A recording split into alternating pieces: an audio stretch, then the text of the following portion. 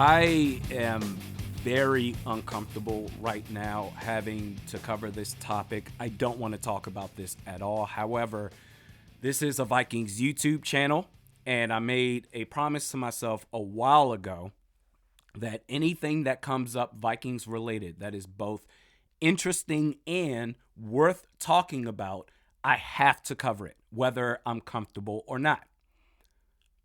So here it goes. This came up twice yesterday from two different media members. The first coming from Charley Walters. And I've learned this offseason that anything that comes from Charley Walters of the Pioneer Press, you got to take it with a grain of salt. So I first saw this from Charley Walters yesterday, and I said, whatever, it's just Charley being Charley. So I dismissed it.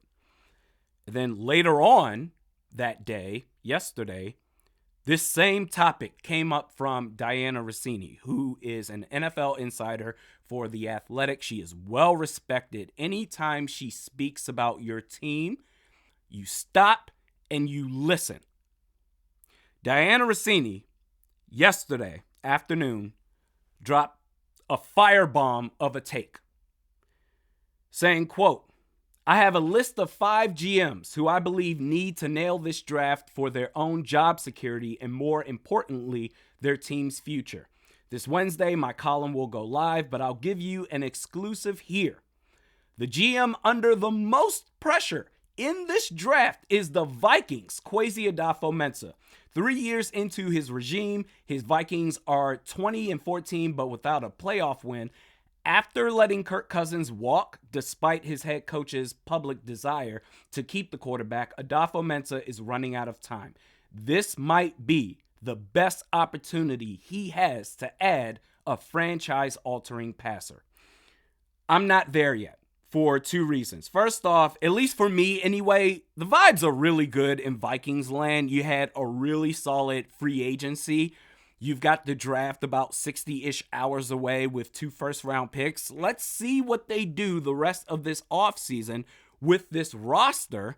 And secondly, why I'm not there yet is I've always operated under the rule that before calling for heads and jobs, you have to give that individual, you got to be fair. You got to give that individual at least 3 full years before crossing that bridge if you have to do that, because that's a large enough sample size. Kwesi Adofo-Mensah and KOC, for that matter, are heading into their 3rd season. 3 full years. Not just let's see what they do the rest of this offseason, but also let's see how their roster performs in 2024. I do think her reasoning is a bit off, saying that, well, you haven't won any playoff games since your arrival in 2022, and your head coach has been vocal about wanting to keep the quarterback, Kirk Cousins. Well, it's a bit counterintuitive because you're not going to win many playoff games, if any, with Kirk Cousins. That has been proven. However, I can't necessarily argue her overall umbrella premise. And I'm no Kwesi Adofo-Mensah apologist. Make no mistake about it. I challenge anyone out there to find anybody that covers the Vikings that has been more critical of Kwesi than me. The good. Jordan Addison, you drafted him last year, and Addison paired with Justin Jefferson is an elite 1-2 punch at wide receiver. To the likes of A.J. Brown and Devontae Smith and Tyreek Hill and Jalen Waddle. That damn good job. That was Kwesi Adofo-Mensah. Ivan Pace Jr., a beast in the middle, undrafted free agent last year.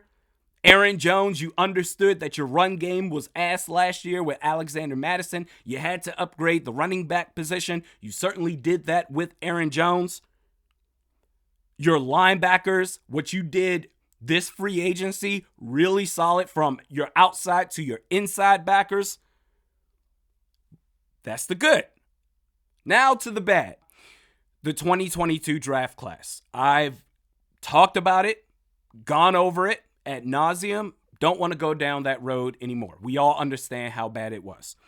Signing Marcus Davenport and Dean Lowry last year with the intention of them being pillars in your starting defense. And lastly, not trading Danielle Hunter by last year's trade deadline.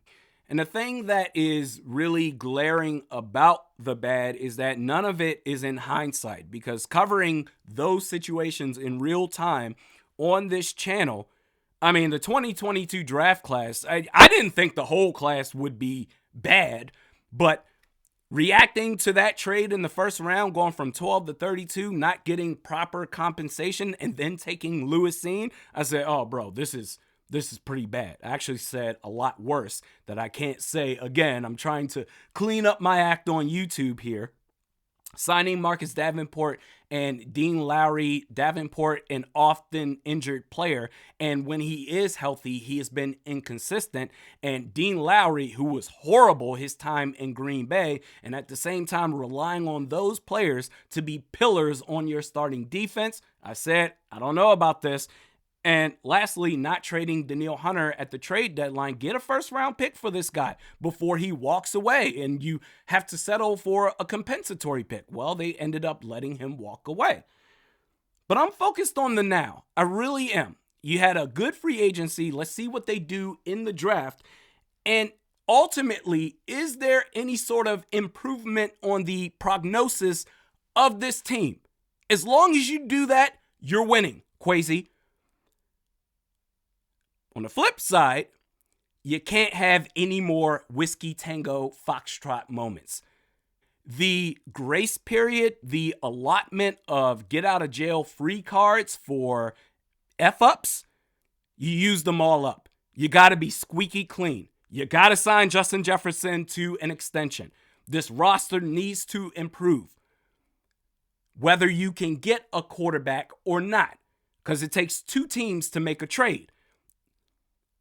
If he is under pressure, and that's another thing. I don't want him to feel pressure right now. Because when you feel pressure, when you feel like your career is in survival mode, life or death, and you're having to go into fight or flight, you start doing things that you otherwise wouldn't do. Listen, improve this roster however you can with really good players. To where you say, all right, they're on the right path. They're at least their trajectory is improving. Instead of, oh man, now we look even worse. But if you feel the pressure and you start making silly moves where it's like, hey, come on, man. 3 first-round picks to go from 11 to 3, that's more than fair. And give it some change. Fine. But, my job is on the line. I got to do something, according to Dianna Russini and Charley Walters, for that matter. Got to get a quarterback. All right, fine. I guess I will give a Herschel Walker deal and give up 4 first-round picks. And then, woo, we got the quarterback. Whoa, I did it. I finally did it. My job is safe. It's like you're damned if you do, damned if you don't, because that's not enough. That quarterback has to be good. And if he's not, you're still going to get fired. I don't think it's fair right now to do this. I want him to operate at his job with just a clear head, not having to worry about looking over his shoulder right now. Do what you need to do. Of course we want a quarterback. We all want it. We want it bad. But I don't think it's right to suggest if you don't get a quarterback, hey, you should be on the hot seat.